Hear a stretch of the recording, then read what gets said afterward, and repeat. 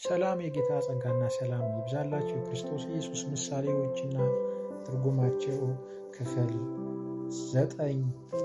ቪዲዮን ላይክ በማድረግ ለሌሎች ሼር በማድረግ ለዚሁ ደግሞ ለቻናሉ አዲስ የሆናችሁ ቻናሉን ሰብስክራይብ በማድረግ እንድትጀምሩ በጌታ ፍቅር አሳስባለሁ። ክርስቶስ ኢየሱስ ምሳሌዎች ክፍል 9 የቤቱ ጌታ ማቴዎስ ወንጌል ምዕራፍ 13 ቁጥር 52። ችግሩ ክርስቶስ የአዲሱን መንግስት ቅርጽ ወይም ሁኔታ በምሳሌ ከገለጠ በኋላ ከተገለጠው እውነት አንጻር ኃላፊነታቸው ምን ሊሆን እንደሚገባ አድማጮቹ ጠይቀው ይሆናል። የእርሱ መልስ የቤቱ ጌታ ምሳሌ ነበረ። መፍትሄው ወይም ደግሞ ለተነሳባቸው ጥያቄ መልሱ ክርስቶስ በምድራዊ አገልግሎቱ ጊዜ የመምህርነት ሥራ ነበረ በዘወትር የሚያከናውነው። የሚጠራው መምህር ዮሐንስ ወንጌል ምዕራፍ 3 ቁጥር 2 እና ሌሎችንም እየተባለ ነበረ። ሲያስተምርም የሰሙት በትምህርቱ ተገረሙ፣ እንደ ጻፎች ሳይሆን እንደ ባለሥልጣን ያስተምራቸው ነበርና። ማቴዎስ ወንጌል ምዕራፍ 7 ቁጥር 29 ጠቢብ መምህር እንደመሆኑ እርሱም ብዙ ሀብት ያለው ባለጸጋ ያደረገውን አደረገ። ባለጸጋው በየጊዜው ወደ ግምጃ ቤት እየገባ ለችግረኞች የሚታደሉ ነገሮች ያወጣል። አዲሱን ወይም የቆየውን ወይን ጠጅ እንዲሁም አዲሱን ወይም አሮጌውን እህል ከግምጃ ቤቱ ያወጣ ይሆናል። ባለጸጋው ሀብቱን ያከማቸው ለራሱ ብቻ ሳይሆን ለሚያስተዳድራቸውም ነበረ። ክርስቶስ ስለዚህ አዲስ መንግስት ከሚገለጡት መለያዎች አንዳንዶቹ ልዩና አዳዲሶች ቢሆኑም ሌሎቹ ከቀደመው መንግስት ቅርጽ ጋር ተመሳሳዮች መሆናቸውን ያስተምር ነበረ። የአዲሶቹ ሁኔታ ምሳሌዎቹ የመንግስቱን ሁለንተናዊ አዋጅ የመሰሉ እውነቶች እንዲሁም ደግሞ አዲሱን መንግስት በተመለከተ የሰይጣን ማስመሰል የመንግስቱ ውጫዊ እድገትና ውስጣዊ ኃይል ሊሆኑ ይችላሉ። መንግስቱ እስራኤልንና አሕዛብን የሚጨምር መሆኑና አዲሱ የመንግስት ቅርጽ በፍርድ የሚያበቃ መሆኑን አስመልክቶ ክርስቶስ የሰጣቸው ገለጣዎች መለኮታዊ ምሪት ያለውን መንግስት በተመለከተ ከተሰጡትና ከቀደሙት መግለጦች ጋር ይመሳሰሉ ነበር። አሮጌዎቹ ወይም ነባሮቹ እውነታዎች እንዲሁ ይሆናል። ከአድማጮች መካከል ጥቂቶቹ በአዲሱ መንግስት ውስጥ ገዢዎች ወይም መሪዎች የሚሆኑ ስለነበሩ አዲሱ የመንግስት ቅርጽ አስመልክቶ አዳዲስ እውነቶች የተናገራቸው ስለነበሩ ክርስቶስ አስቧቸው ነበር የተናገራቸው። ባለጸጋው ሀብቱን ለሚያስተዳድራቸው ወይም ለሚመራቸው ሰዎች እንዳከፋፈለው ሁሉ የእነርሱም ኃላፊነት እውቀታቸውን ማከፋፈል እንደሚሆን ነበረ ለመግለጽ የሞከረው በምሳሌ። ክፉ አገልጋይ ማቴዎስ ወንጌል ምዕራፍ 18 ከቁጥር 21 እስከ 35 መነሻው ወይም ደግሞ የምሳሌ መነሻ። ባለፈው ክፍል ክርስቶስ በመንግሥተ ሰማያት ከሁሉ የሚበልጥ ማን ነው የሚል ጥያቄ ቀርቦለት ነበር። ማቴዎስ ወንጌል ምዕራፍ 18 ቁጥር 1 አንድ ሕፃን እንደ ማስተማሪያ በመጠቀም እንደዚህ ሕፃን ራሱን የሚያዋርድ ሁሉ መንግሥተ ሰማያት የሚበልጥ እርሱ ነው በማለት መልሷል። ቁጥር 4 በዚህ ምስራቃዊ ህብረተሰብ የሕፃን መብት የተጠበቀ አልነበረም። ስለዚህ ክርስቶስ ይገለጥ የነበረው መብቱን የሚተውና ለክርስቶስ ስልጣን የሚገዛ ሰው የመንግስት ሰማያት ተከፋይ እንደሚሆን ነው።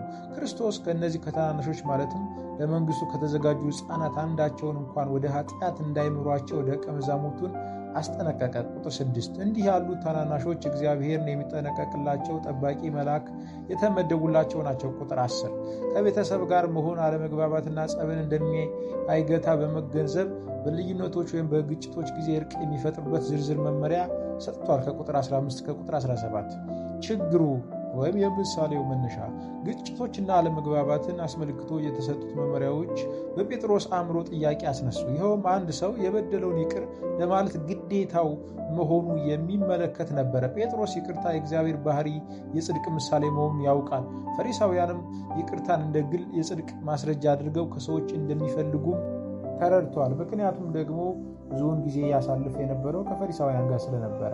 ፈሪሳውያን አንድ ሰው በዳዩን 2 ጊዜ ይቅር ይል ዘንድ አዘዋል። ምናልባት ጴጥሮስ ክርስቶስ ቀኝ ጉንጭህን በጥፊ ለሚመታ ሁለተኛውን ደግሞ ያዙርለት ማቴዎስ ወንጌል ምዕራፍ 5 ቁጥር 39 ያለው ትዝ ብሎት ይሆናል። በዚህ ሁኔታ የክርስቶስ ትእዛዝ ከፈሪሳውያን ትእዛዝ ጋር ተመሳሳይ ይመስል ይሆናል።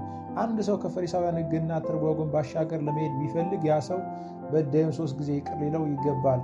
ጴጥሮስ ጌታ ሆይ ወንድሜ ቢበድለኝ ስንት ጊዜ ልተውለት? እስከ 7 ጊዜ ብሎ ኢየሱስ ክርስቶስን በማቴዎስ 18 ቁጥር 21 በማለት ክርስቶስን ጠይቆታል።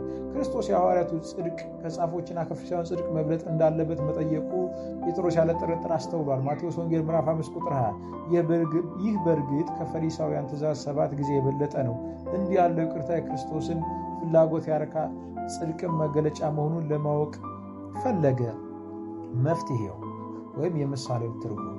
ጽድቅ የሚፈልገው ይቅርታ አስመልክቶ ጴጥሮስ ላቀረበለት ጥያቄ ክርስቶስ መልስ ሲሰጥ እስከ 7 ጊዜ 7 እንጂ እስከ 7 ጊዜ አልልህም ማቴዎስ ወንጌል ምዕራፍ 18 ቁጥር 22 አለው።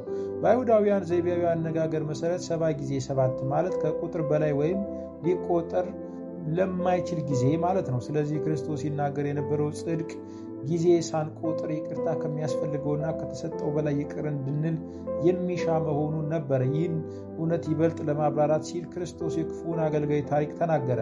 በታሪኩ ውስጥ አንድ ንጉሥ አገልጋዮቹን ለመቆጣጠር ይጠራቸዋል። አንደኛው የሚከፈለው እልፍ መክሊት አለበት።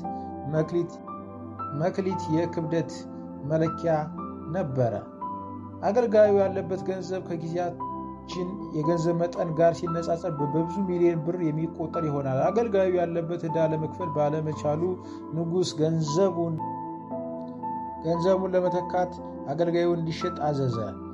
ይህ የንጉሥ መብት ነበር። ይሁን እንጂ የባሪያ ዋጋ እጅግ ዝቅተኛ በመሆኑ የእርሱ ሽያጭ ዕዳውን ሊከፍል የማይችል አልነበረም።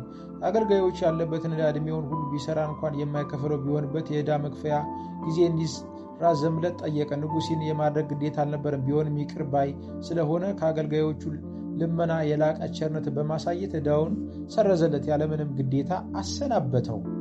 ክርስቶስ በአሁኑ ምሳሌው ያቀረበው አገልጋይ እንዲህ ያለ ፍጹም ምሕረት ያገኘው ወይም የተለማመደና በበኩሉ ደግሞ ጓደኛው የሥራ ጓደኛው በተቃራኒው ለጓደኛው ወይም ደግሞ ለባልንጀራው በጥቂት ብር የሚገመት 1 ዲናር ገንዘብ ያበደረ ነበረ።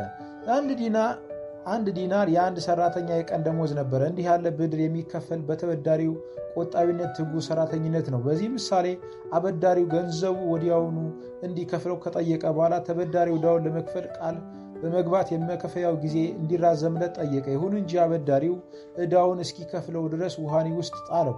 የዚህ አበዳሪ ጭካኔ ወይም ምሕረት ቢስነት በተበዳሪው ጓደኞች አማካይነት ለንጉሥ ተገለጠለት። በዚሁ መሰረት ይቅርታ ተደርጎለት የነበረው ጨካኝ አበዳሪ ወደ ንጉሥ ተጠራ። ንጉሥም አንተ ክፉ አገልጋይ፣ ስለ ለመንከኝ ያን ዕዳ ሁሉ ተውሁልህ። እኔ እንደማልሁህ ባልንጀራህ የሆነውን ያን አገልጋይ ልትምረው ለአንተስ አይገባህምን? ማቴዎስ ወንጌል ምዕራፍ 18 ከቁጥር 32 እስከ 33 አለው። ለክፉ አገልጋይ ጭካኔና ምሕረት ቢስነት ንጉሥ በሰጠው አጸፋ ወይም ፍርድ ውስጥ ነው ክርስቶስ ለጴጥሮስ ጥያቄ የሰጠው መልስ የምናገኘው። ይቅርታ የተደረገለት አገልጋይ ንጉሥ እንዳደረገው ሁሉ ላበደራቸው ሰዎች ይቅርታ የማድረግ ኃላፊነት ነበረበት። ምሕረት እንደተደረገለት ሁሉ እርሱም ይቅርታ ለፈለጉ ተበዳሪዎች ይቅርታን የማድረግ ኃላፊነት ነበረበት። በተፈጥሮ ኃጢአተኞች እንደመሆናችን ልንከፍለው የማይቻል የኃጢአት ዕዳ አከማችተናል። ክርስቶስ ደግሞ ለኃጢአተኞች ምሕረትን ለግሷል። በክርስቶስ በኩል የእግዚአብሔርን ምሕረት የሚፈልግ ሰው ዕዳው በሙሉ በምሕረት ይቅር ተብሎለታል። ማንም ቢሆን ለእግዚአብሔር ሊከፍል የሚገባው ዕዳ እግዚአብሔር ከለገሰው ምሕረት ጋር ሊለካ ወይም ሊያነጻጽረው አይችልም። ስለዚህ ይቅርታችንን ለሚሹ የምንሰጣቸው ይቅርታ በመለኪያ የሚሰፈር ሊሆን አይገባም። የምሳሌ 2ኛ ክፍል በመጀመሪያ ሲታይ ክርስቶስ እኛን ይቅር ብሎን ሳለ ይቅር ባለን ደህንነታችን እናጣለን ያለ ስለሚመስል ብዙዎች አደናግሯል። ይሁን እንጂ ክርስቶስ በግልጥ ያስተማር የነበረው ይቅርታ የሚያደርግ ሰው ከእግዚአብሔር ይቅርታን እንዳላገኘና በዚያም ሳቢያ ከእግዚአብሔር ሕልውና መወገድ ያለበት መሆኑን በድርጊቱ የሚያረጋግጥ መሆኑን ነበረ። ይቀጥላል። ጌታ ኢየሱስ ክርስቶስ ይባርካችሁ። ቪዲዮ ላይክ በማድረግ እንደዚሁ ደግሞ ቻናሉን ሰብስክራይብ በማድረግ ቤተሰብ ይሁኑ።